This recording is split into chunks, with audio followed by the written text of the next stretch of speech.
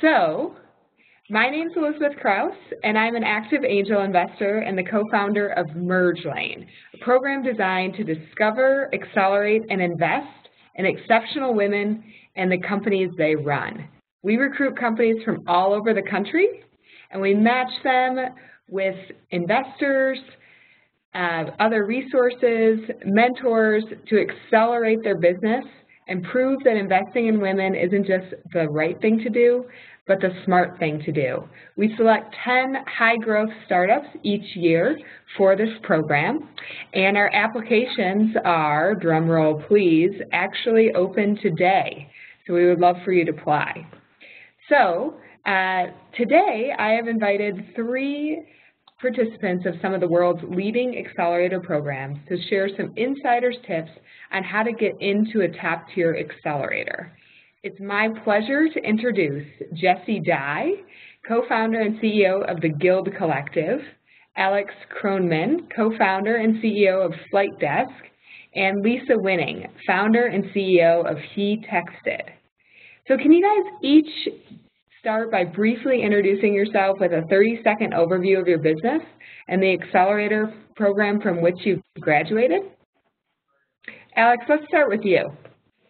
Sure.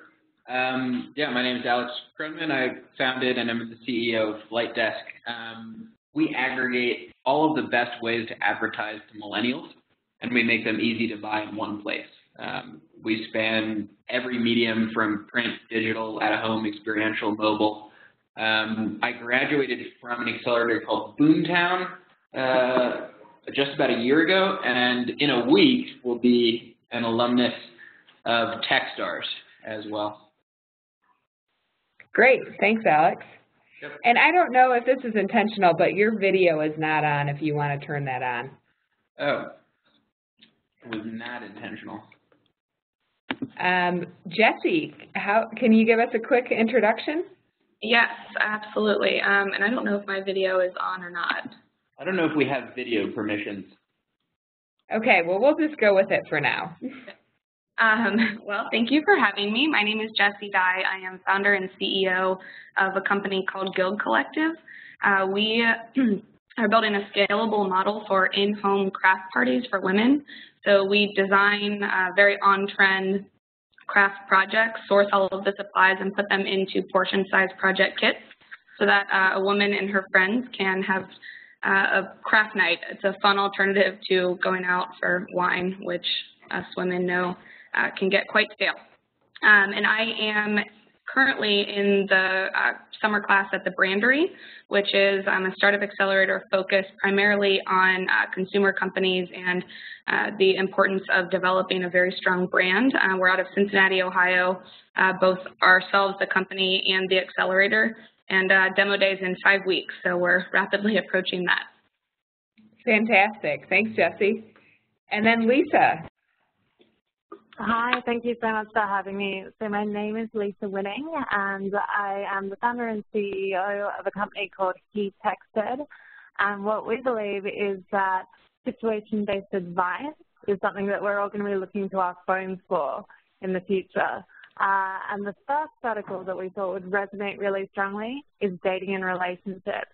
So we allow women, typically college age, to ask dating and relationship questions and get crowdsourced answers. Great, fantastic. Thanks, Lisa. So with MergeLane, I thought we had a varying group of people that joined us last year. So we had companies that were somewhere between the pre-revenue stage all the way through to about a $2 million run rate. And so I thought it might be helpful for you guys to talk a little bit about what the state of your business was when you applied to the program. And were you more in the idea stage or were you further along? So this is Jessie from Gild Collective, and we were very much, as they say, an idea on a napkin when we applied. I actually was introduced to one of the founders of the Brandery 3 weeks prior to the application deadline. And I think we might get into a little bit of that on timing of our applications in a little bit. But we were very late to the game in terms of getting our application in. And we were an idea in a space that has a massive market that not a lot of people are aware of. The crafting industry is a $30 billion annual industry, and so that plus the fact that nobody was really doing what it was that we were proposing, but we really had built absolutely nothing other than a very visually appealing pitch deck, which was all thrown together in about 48 hours. Great. All right. Thanks, Jessie. And Lisa? Well, I feel like that's almost the opposite of us in that we already had sort of raised around $700,000 and had considerable sort of support and traction. But at the same time, I was very aware that to make sort of like the next steps and to really show progress and to build a technical team, which has been a bit of a challenge for us. That we sort of needed a new solution and I guess a new focus. So going into the 500 Startups Accelerator and working with Dave McClure and his team was enormously helpful. But that in itself had challenges in that we had to go back to our existing investors and explain why we were going into an accelerator program, why everyone would be diluted, and what the benefits were. So it was a bit of a different situation, but yeah, massively beneficial to graduate from that program. Yeah, and fantastic. Thanks.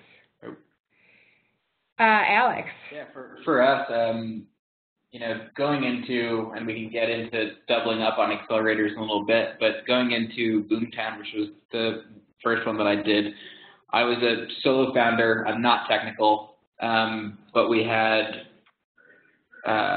we're a two-sided marketplace, so we had traction on one side of the marketplace and we had an MVP.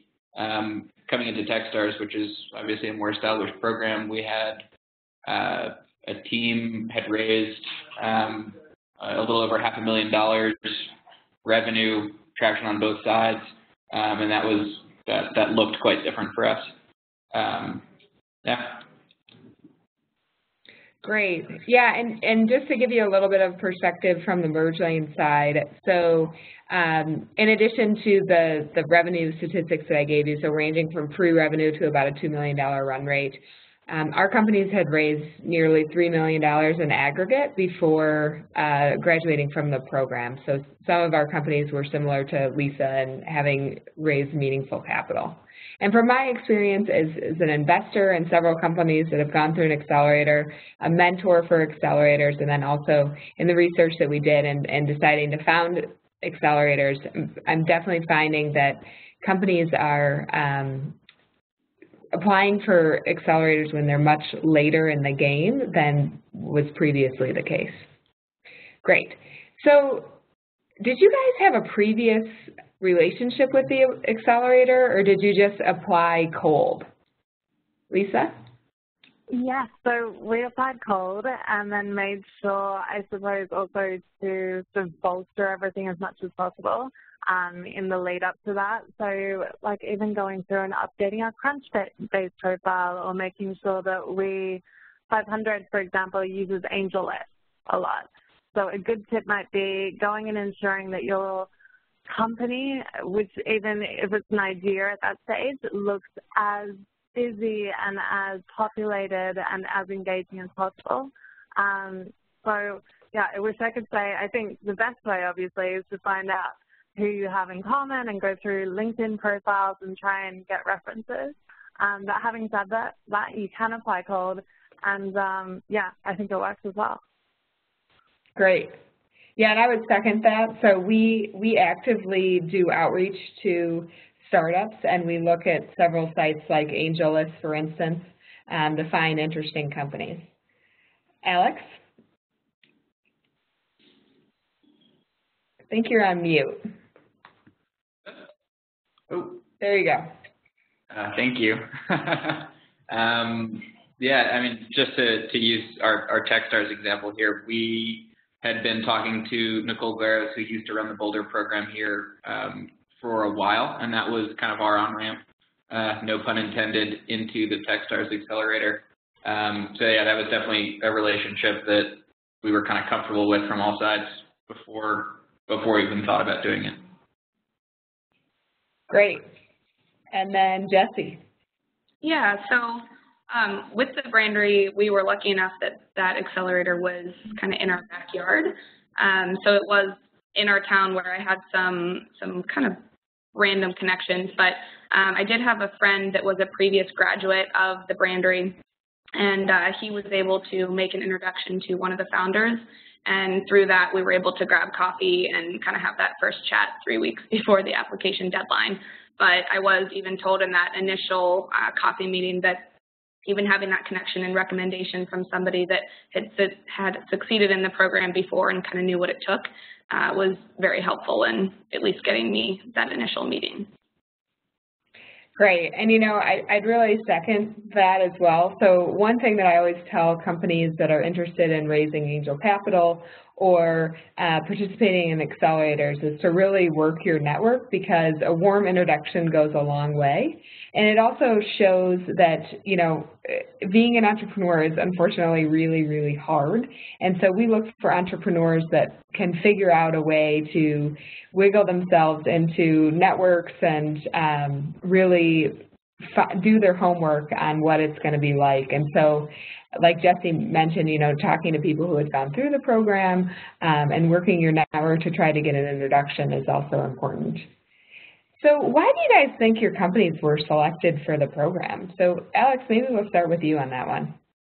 Yeah, it's a great question. I think that, you know, nothing beats traction. And especially seeing the companies that are in our class of TechStars, there's either significant traction or people who held high-level jobs at startups that had either exited or had, you know, were notable in some way. It's either people or traction. And I think, of course, being accepted into an accelerator is a function of both of those things. They took a lot of time, or perhaps we just had the opportunities to get to know each other on a personal level. Boulder is particularly great because it is such a small place. I think that without my knowledge, they contacted folks who ran this smaller accelerator that I'd already done as a reference point. And so I think we're definitely a product of that Boulder ecosystem. But yeah, traction and people. Okay, great. I agree with all that. The one caveat that I'll share is there's a successful entrepreneur that I know that told me that he only invests in first-time entrepreneurs, and his reason for that is because the success of his company was dependent on the fact that he and his partner were too naive to know what they were actually able to achieve was completely impossible. And so I try to remember that as an investor and as someone who's choosing companies for an accelerator, that sometimes that raw passion and obsession for what you're doing and naivete can actually be an asset. So I wouldn't discourage first-time founders from applying. And the more that you can prove that you're able to just break down walls, especially as a first-time entrepreneur, the better. Absolutely. If I could share one story there. So you know, I've been at this in a couple different iterations since college, where I actually started the company at my college newspaper. It started off as a content sharing platform for student journalists. Absolutely no revenue model, like certainly not venture fundable. And, you know, had waded into the marketplace a little bit, had gotten some customer feedback to focus on the types of advertising a little bit more. And when I applied to Boomtown, which was a more ad tech focused accelerator also here in Boulder, I didn't get in. I had gone through the whole application process. It was just me, no technical co-founder. You know, on the face of it, like probably not the profile company that any accelerator looks for. Got rejected, got kind of on a wait list. and sent a very, very passionate email to the founders, which got passed around in their entire mentor network. And a couple months later, I was able to see the conversation that they had internally about overturning their own decision. And it had everything to do with passion. It had everything to do with, you know, you got spunk, kid, and sometimes that'll push you through too. Yeah, great. Thanks for sharing. Jessie, why do you think you got into the Brandery with just an idea? Yeah, it's actually a very similar story in the sense that myself and my two co-founders, we are all first-time startup founders, so we're very new to this, and we also don't have a technical co-founder, so that's another interesting thing. We were worried about that initially, and we went into our interview weekend, and we were selected as finalists, I think, because of really the market size, the potential, the idea, a little bit of the people, but they didn't know too much about us. And we had a half-hour-long interview, and the first 28 minutes we felt like went really, really well. And then the last 2 minutes, one of the founders, we had talked a little bit about our plan for what we would do during the 4 months of the program. And one of the founders in the last 2 minutes said, you know, you're looking at this way too corporately, you're going way too slow. If you go at this pace, you're going to end up at, you know, the very last in the pack by demo day. You're not going to get funded and your company is going to fail. And so my response to that was immediately, I said, you know, our plan was to go get mimosas after this and celebrate the fact that we had, you know, finished our interview, but I said, F that. Instead, we're going and huddling in a room. We're completely reworking our trajectory over the next 4 months, and you'll have something in your inbox by the end of the day. And so we did exactly that, and we sped up our plan enormously.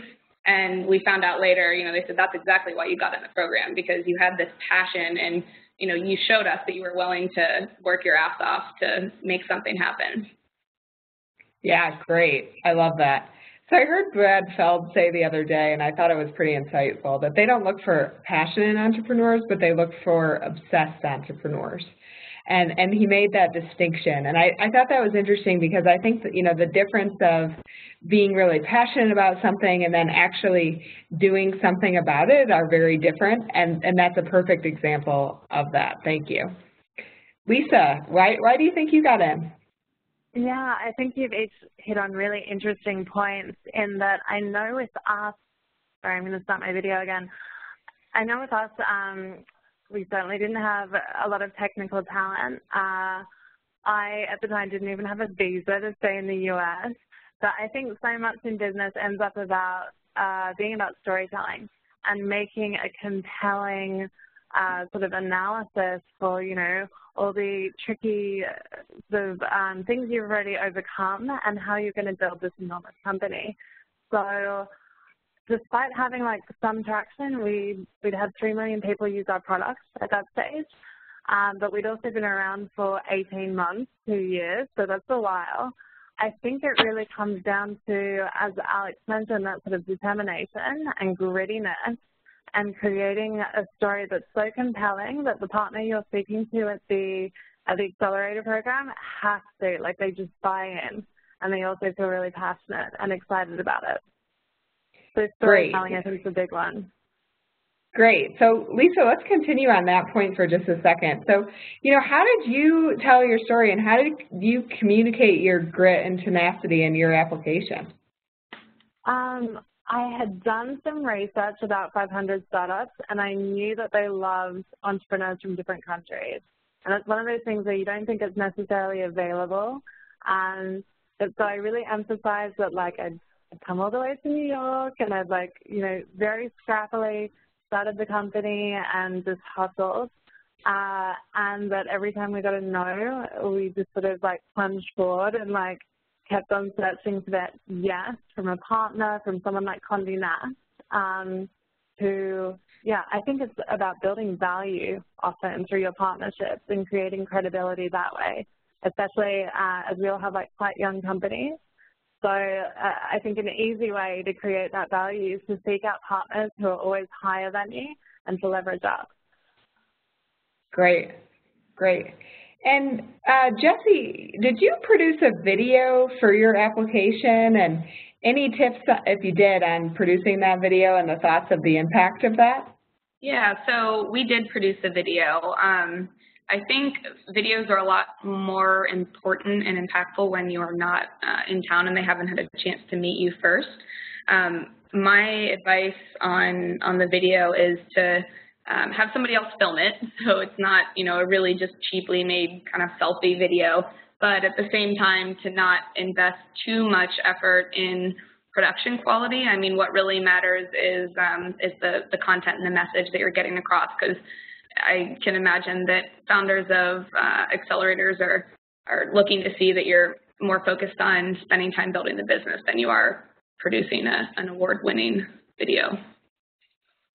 Yeah, I would second that. I think, you know, what we look for in the application is some creativity. So that doesn't necessarily mean that it needs to be produced in a studio, but that you've done something very creative with your video. And then we also just want to see passion and confidence in your voice. And it's funny, I tell entrepreneurs this a lot. So, you know, as an investor, I ask a lot of questions, and sometimes I'm asking questions about businesses and spaces that I know absolutely nothing about. So, for instance, I looked at a company that was treating tumors with nanotechnology, and I asked some question about the technology, and the way that they delivered their answer was just so confident and straightforward and concise that I thought, that must be right, even though I have absolutely no idea what they're talking about. And there's a lot to be said about just really the delivery of your message. So, Lisa, any tips on the video side? Did you guys produce a video? It was very informal. We did a Google Hangout with a guy called Sean Percival, who's one of the partners over at 500. And I guess in that time, I was also quite honest in the fact that I felt that we had hit a plateau with the business, and that we certainly had all these huge expectations and a little bit of disappointment and not really sort of getting to that next step. And again, I think a lot comes down to making the other person buy into your dream and to feel it as well. So I would suggest still being like honest, like creating that compelling story, but admitting to any weaknesses or times you failed and how you sort of picked yourself up from that moment and kept on building the team and kept on creating further traction. Great. So yes, it was a video, but very informal. Great. Alex, did you guys produce a video? Yeah, I concur with all that. I mean, TechStars pretty actively tells folks not to invest in production value. They don't want to see something produced. I could see, you know, there are ways to be clever about it without investing too much in production. When you said Google Hangouts, I could see, you know, getting a customer on Google Hangouts and doing a video that way. Maybe that would play well. But no, simple, concise. They just want to see that you're a legitimate human being, I think. Right. Yeah. Yeah, we want to see that you're legitimate, but more importantly, I mean, we really want to see how excited you are about your business and that you have the ability to get us excited about your business. So did you guys do any proactive follow-up? So you made the application, put in the application, and there was probably a time between then and when they were going to announce the winners. Did you continue to follow up or update them, Lisa? Yes, I think like no one is ever disappointed to see a thank you note in their inbox. Like good manners and specifically making it personalized and touching on what you enjoyed learning from the partner or, you know, advice that the partner at the accelerator gave you. It's common sense, but of course that's deeply helpful. And then yeah, and then once we found out we were in, we had a bit of a tricky process in that, and I don't know if this is something I should probably bring up while we're talking with MergeLane, but the negotiation process between our current investors and the new accelerator program. So that was a little bit less friendly, I suppose, and a bit more business-like, but still a really good experience to go through. Yeah, it's interesting you bring that up. So 2 points. So one, on the proactive follow-up side, it really does make a difference. So as an entrepreneur, you have to show that you're persistent and that you're going to just keep trying until you get what you're trying to achieve. And so, you know, I would say follow up every 2 weeks or so is actually something that I would look favorable on. But at the same time, I think it's important to be respectful of other people's time. And so when one of my pet peeves is when I say, you know, we'll get back to you within 10 days. And on day 8, we'll get a email saying, have you had a chance to look at this? Well, no, we told you 10 days. So just kind of keep that in mind. And then the other thing to keep in mind too is, you know, a lot of times entrepreneurs will ask questions that are very easily accessible on the website or in other parts of the web, or they'll ask really open-ended questions like, I'm doing X with my business, what advice do you have? Well, I have no idea. I'd have to spend 2 hours with you to really learn more about your business. So those are things we look for, because one of the most important things with an accelerator is getting a class that is going to work well together and that the people running the accelerator can work well with. And it's good to show that you're going to be one of those people if you want to be. Alex, anything to add there on follow-up? Yeah, no, I think you're spot on. Yeah, we back-channeled a little bit, but yeah, just being kind and into it is good advice. Great. So we have a question from one of our attendees. Kelly would like to know whether we think accelerators tend to look for tech companies, or do you find there's a balance among industries that are being accepted? So I'll answer that question. So it really depends on the accelerator. You know, TechStars, for instance, has a focus on tech companies. I would say most of the accelerators do have a focus on tech companies. However, some are either focused totally on another industry, like there's food accelerators, for instance. And with MergeLane, we're really industry agnostic. So last year, our class ranged from a couple consumer products companies, a food company, some B2B SaaS companies, and some e-commerce companies. And then if others have questions, we're just about halfway through. So if you guys want to start putting questions in the Q&A function, go right ahead. Otherwise, I'm going to keep going through some other questions that I have for our panel. So did you guys apply early or later in the application cycle, and do you think that that made a difference? So Jessie, I'll go with you first on that one. Sure. So as I mentioned, we first even brought our company to the attention of the accelerator 3 weeks prior to the application deadline, and applications are open for 4 or 5 months. It's a pretty long application window. So I think that had the potential to work to our detriment, but only because, you know, everything that I hear is that as applications roll in, that, you know, the people that are making the decisions kind of have a rolling list of who their top companies are, you know, that they are really pushing for getting in. And so when you come in late, you're already competing against companies that, you know, are top of some of these people's lists.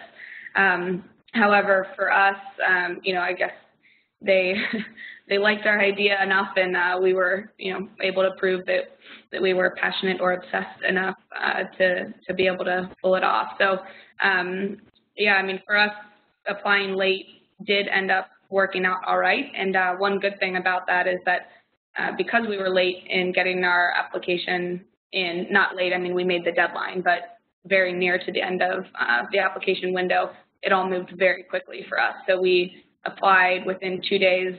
We're told that we were finalists, and then after the interview weekend, we found out within 4 days that we were accepted. So I know it doesn't always go like that. So that was nice. Yeah, I mean, I would say that, you know, sometimes as an accelerator, you look at your class and think about whether you've got some front runners or not, and sometimes you get to the end of the application cycle and feel like there's some room for some more qualified applicants. So if you are considering applying to an accelerator and you come across one and the deadline is nearing, or if the deadline has even passed, I still would recommend reaching out to them, because anything can happen, like Jessie mentioned. For us, you know, I think there's a huge advantage of applying early. We really like to get to know our companies before we bring them into the program. We also are doing rolling admissions, so it's possible that you could actually be accepted into the program before our application cycle even ends. And we understand that, you know, several months, when a program starts several months from when you're applying, that's kind of an eternity as a startup, but that also helps us support you guys as you go along, because we're making an investment in your company, so we have every incentive to support you along the way. And then Lisa and Alex, did either of you apply at the beginning or at the last? Maybe Alex, start with you. Yeah, I think right about in the middle. Okay. I'd be interested to ask you a question. I know that, I mean, certainly at TechStars, and you know, I have more purview of this at Boomtown probably, but when you're outreaching to companies that are maybe bigger, that have, you know, way more revenue than the average accelerator company, there's always that process of like, do we really want to move to the middle of the country for this, or do we really want to give up this much equity for this?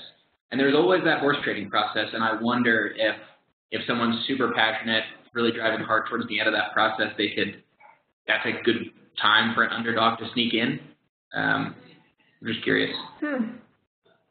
Yeah, you know, so a couple thoughts on that. So first of all, just one thing that I should probably point out about MergeLane, just because this came up, is that our program is a 12-week program, and then for the first 2 and the last week of the program, they need to be in Boulder, but the remaining 9 weeks are actually held virtually. And so because of that, we had a harder sell to some companies that were further along and had employees, because it is pretty hard to pick up and move somewhere for 12 weeks.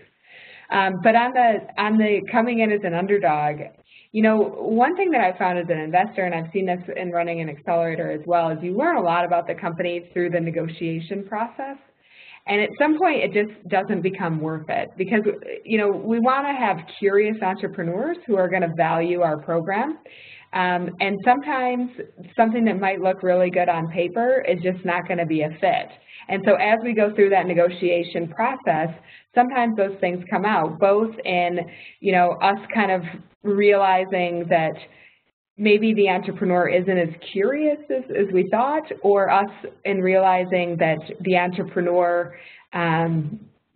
is going to really belabor very small points, and that makes you question how they're going to run their business overall, because at some point you just kind of have to take the leap.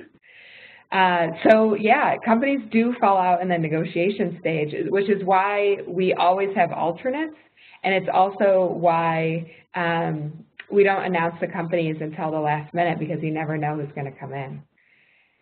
Any other thoughts on that, applying early or late, or that negotiation process? Yeah, I would agree with you, Elizabeth, that the negotiation process is really important, because it ends up being obviously their partners and their investors that you're going to be working with for a while. So on the one hand, obviously, you really want the best deal for the company, and on the other hand, you're very aware of not really pissing anyone off, basically, before you arrive at the accelerator program. So yeah, I think it's always good to ask for a little more, or ask for the best terms possible. But it's a bit of a dance, and you want to make sure it's done sort of delicately, and that everyone is still fully engaged and excited by the end of it. Yeah, great. Okay. So one thing too is, you know, at MergeLane, we don't negotiate, so everybody got the same deal last year, even though, you know, some of the companies had very different revenue levels and had raised different amounts of capital. We've just decided that, you know, if we can increase the business by 6%, their value by 6%, then it doesn't really matter where they are in the stage. However, the negotiation process is still important, because sometimes there's certain things with a company structure, et cetera, that you just kind of have to work through with lawyers. And I've learned a lot about founders who, you know, understand that legal fees are a pretty big impact on their business. And at some point, you have to just sort of move along while still making sure that you have a very smart lawyer and you're worrying about the big things. But sometimes you can just rack up those legal bills by nitpicking the small things. And when an entrepreneur is willing to do that, it really makes me question how they're going to run their business. We have a question from the audience, which is anyone willing to share their product or founder video? And maybe if you guys would be at all willing to do that, we could send that out via email after. Yeah, go ahead. Oh, I just said I'm happy to share mine. Okay, great. So we'll send that out via email with the follow-up to this event. So if you guys could go back and apply again, what would you do differently? Alex, maybe we'll start with you on that one. Well, it worked out all right, so what I've done differently. What about the first time you applied to TechStars? How do you know about that? I think you told us. I might have. I applied to TechStars. I didn't know. You told us. Okay, yeah. I'm kidding. I applied to TechStars super early on when there was like literally no business model. I had thought that Luke Beatty was running it at the time and he had been in the content space, and I thought that's where we were going to be. I don't even know if TechStars now knows or has the records that even happened. I think a basic understanding of what this landscape looks like is really important. Whether you're negotiating or not, reading a book like Venture Deals, which I consider one of the most helpful books I've ever read in the community, just to get an understanding of like how the game is played. I think that shows, I didn't know to do it. I would have if if future Alex could go back to past Alex, just so that you're kind of speaking the same vernacular. And I think that this is all way more of an issue, or it's more pronounced in the Bay Area or even in New York, no offense, where the jargon around startups, people pay more attention to it just because there's more thrown at them. But to be able to just speak the basics of that language, I think probably would have been helpful. Great. And I just want to make sure that people are aware of the book that you just mentioned, which is Venture Deals, which is by Brad Feld and Jason Mendelson. It's really a must-read for any entrepreneur. Lisa, anything to share on that topic of what you'd do differently?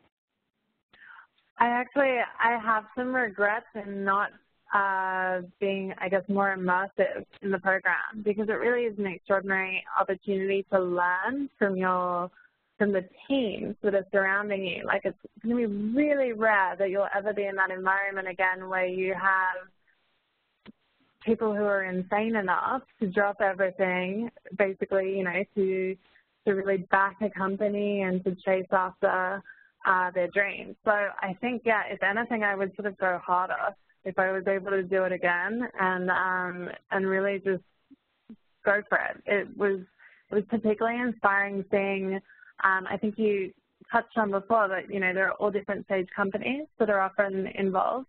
And sometimes I thought the youngest ones, where they were still at sort of the idea stage, were the most inspiring. So yeah, it's a really special time to be in an accelerator program and be surrounded by that much creativity and innovation and dedication. So I would do it again in a heartbeat. Great. Fantastic. Jessie, anything that you do differently? I think with the application and interview process, the only thing that I might do differently is have a better understanding going into it, what it is really even like running a startup. It's something it's kind of hard to actually do that, because it's one of those things that you can't really ever know what it's like until you do it. But, like I mentioned in our interview, when we were told that we were thinking about things very corporately, and because that was all we knew. I worked for 7 years for, larger corporations, and so that was how my mind worked, and that was how I planned strategically. And just knowing a little bit more about what was expected of us, or of any company in the stage that we were at, and what it was that they wanted us to be able to accomplish during our time in the program, so that we could speak to that and be able to convey that tenacity that we had, but we weren't quite sure how to how to really get that across in the interview. Great. Fantastic. So there's a couple tips that I'd like to share after reviewing hundreds and thousands of applications. So before starting MergeLane, I was an active angel investor and then founded and ran an angel group. So I have looked at about 2,500, possibly more, startup applications for funding and for accelerators. So a couple tips I'd share. Number one, remember that the reviewers may be reviewing hundreds or even thousands of applications. So it's really important to be concise and clear in all of your correspondence. And if you have questions, make sure those questions are things that can't be easily answered somewhere else. I kind of mentioned that earlier. Accelerators are looking for entrepreneurs with whom they'd like to work side by side and cohorts that will work well together. So anything you can do to prove that you're in that category will be helpful. Again, I mentioned that before, but I just kind of want to underscore it. I'd also recommend doing your homework on the accelerator founders as well. And Lisa kind of touched on this when she found out that 500 startups were interested in companies that were from outside of the States. So showing that you've done a little research goes a long way, and if there's anything that you can do to connect with them on a personal level, then that's even better. So at a minimum, check out their LinkedIn profiles and try to find an interview with one of the founders in the media. I especially love listening to podcasts for this purpose. And a couple good podcasts just to kind of help you understand how investors think and how accelerator reviewers think is the 20-Minute VC. A guy named Harry Stebbings has that podcast. Jason Calacanis has This Week in Startups. That's a great podcast as well. And then the pitch deck is a good resource for helping to figure out how to pitch your business. Those are 3 great podcasts. And because you've taken time to join this session, I'll just give you a couple little insider tips on MergeLane. So my partner, Sue, does not like to be called Susan, so don't address her as such. And then, we've gone to really great lengths to communicate the fact that we are investing in women because we think that it's an opportunity to do so, not because we think that this is a nonprofit initiative. And we're really vocal about that, and it's interesting to me how many applicants last year talked about how, we should support them because this is a good cause to support rather than talking about why this is a good business to invest in. So just a small tip there. Any other tips you guys would share for people who are applying to an accelerator? And also, if we could tag on that, so one of the attendees asked how many accelerators you applied to before getting accepted. It'd be helpful to get that as well. Jessie, let's start with you. Sure. So we applied only to the Brandery, the one accelerator that we're in. But again, I think that that's just the result of how quickly everything moved, and we went from idea to pitch deck to applying to getting in. So a couple pieces of advice. If you're a company that is brand new and just at the idea stage, I would highly recommend doing a lot of research on what a good pitch deck and what a good pitch looks like. We spent a lot of time on that. It was really all condensed into kind of 1 week, but I was up late every night for a week researching and kind of understanding what it was that, what are these people used to seeing in what format, and how can we convey and tell our story, even though it really was just an idea. You would look at our pitch deck and have no idea, just because it was put together very well. It was, had good aesthetics and talked to the size of the market, and it looked like we had put a lot more time into it than we probably had.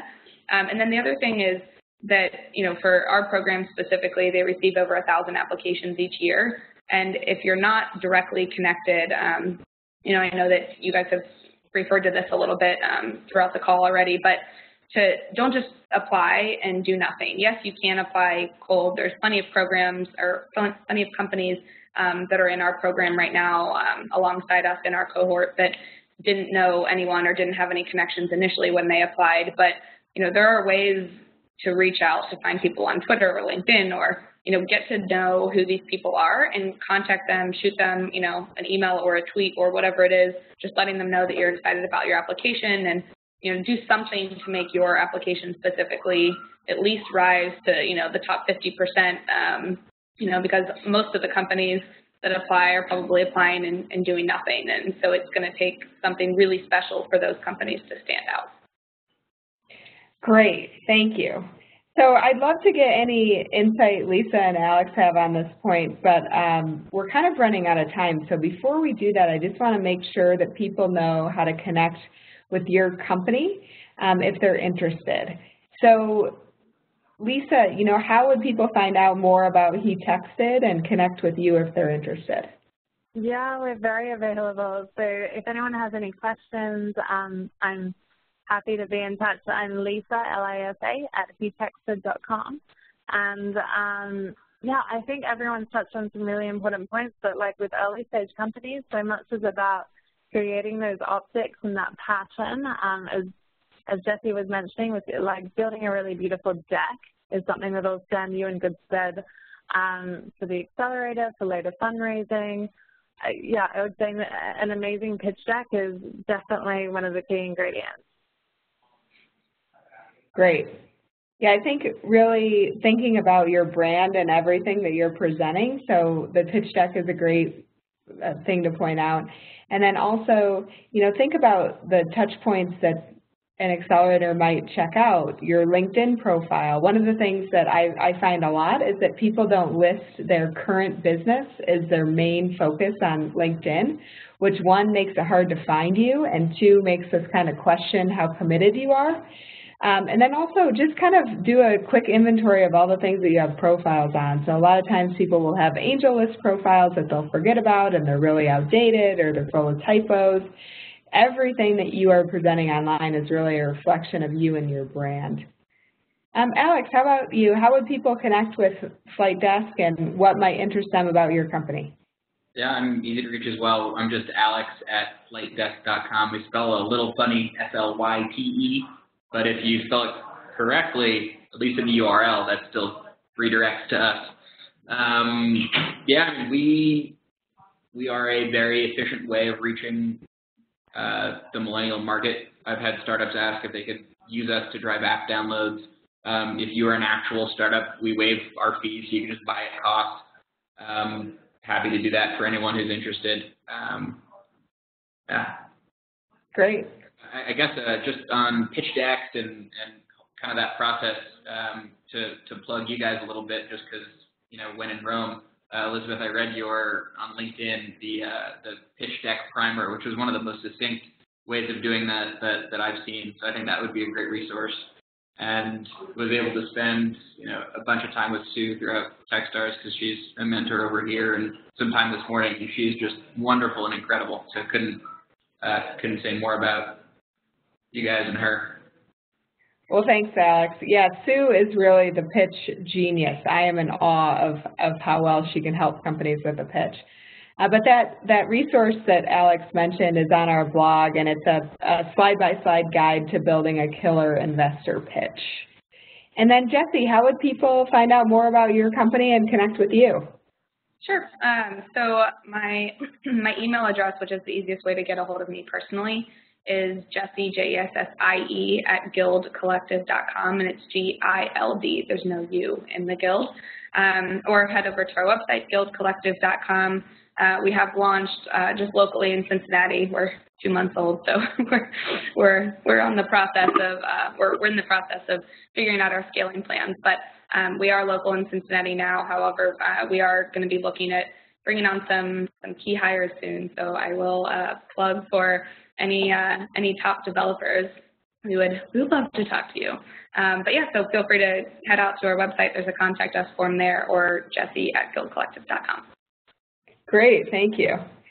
And I can be reached at Elizabeth at MergeLane.com. So as I mentioned, our applications are open as of today. Please apply early because they are rolling admissions. We are also doing a MergeLane information session on September 9th, and you can sign up for that on our website, on our event page, and that's MergeLane.com. And some of the questions that were asked today, I didn't answer because they were more specific to the details of our accelerator, but we can answer those in the MergeLane information session, or feel free to email me directly. And if you want to learn more about just accelerators and startups in general, we're going to be hosting several of these on-ramp live events. And you can subscribe to our blog on our website or subscribe to our mailing list. Just let us know that you're interested in participating in these things. So thank you all so much for your time. Really great insight today. And thank you all for joining us. Looking forward to seeing your applications. Thank you.